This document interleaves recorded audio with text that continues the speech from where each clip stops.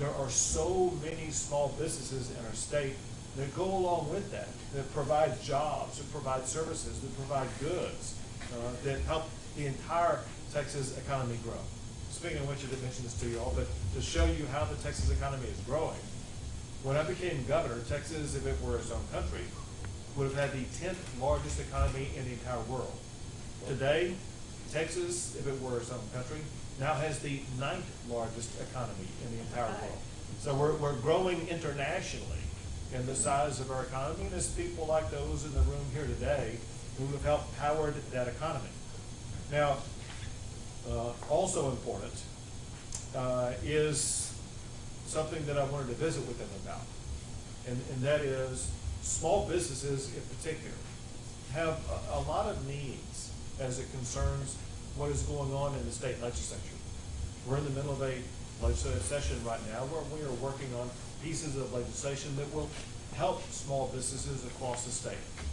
We've talked about some of those, and I got some keen input from some of the people across the table about some additional things that we can work on. One that we are talking about is making sure that we provide civil liability protection to businesses like these that have been open throughout the entire pandemic, to make sure that they're not going to be put out of business by frivolous lawsuits where they could drain every last dollar that they have.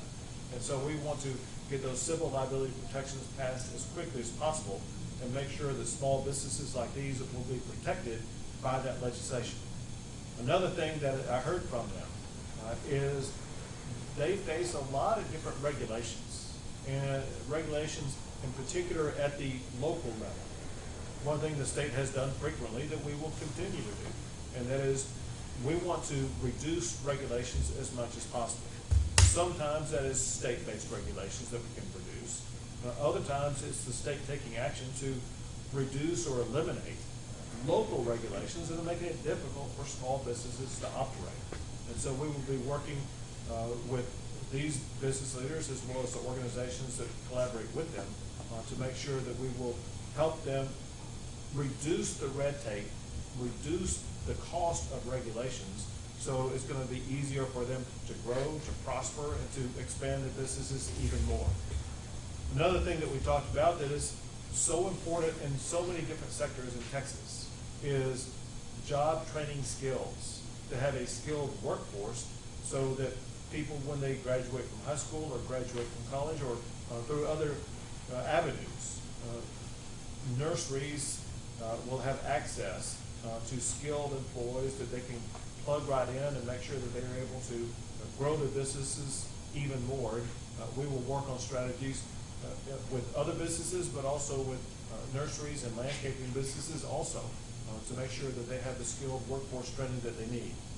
One thing that we didn't talk about, I should have brought it up before, but we find this to be so important in the business sector, but also in the education sector as well as in the medical sector, and that is to expand broadband access across the entire state of Texas. We saw that very effectively through the use of telemedicine during the course of the pandemic, but we also see it in small businesses. They are able to operate far more effectively if they can operate through the broadband. And we want to make sure that everybody in every region of the entire state of Texas has access to that broadband access so that everybody can enjoy the prosperity of doing business in the state of Texas. Now, somebody that has done a great job of leading this particular business operation in Ruibal is Mike. Mike, I want to thank you for opening up this facility today, letting me learn more about how you all operate, but also letting me be inspired by what you and your family have done, starting small, growing big, to be one of the leading landscaping and nursery businesses in the entire state of Texas. Well, we appreciate having you here and listening to some of our concerns and things like that. We've been, of course, very fortunate to be able to keep the type of nursery we have in the city of Dallas, and we have many people from other parts of the state or even other states that say, I wish we could build a Ruibals in our city. Well, with many of the regulations that you talked about, that is an issue that if we're able to get help on that end, you could see more Ruibals in major cities, like you see parks. It'd be green spaces that would be similar to a park. Parks, have the cities have designated areas for parks, they have to have so much green area. I'd like to see in the future a way that we're able to designate some of those things for nurseries like ours, so that little people like us are able to open nurseries again like they used to have. They're very, very important. They're like a park, they're a place that people can come.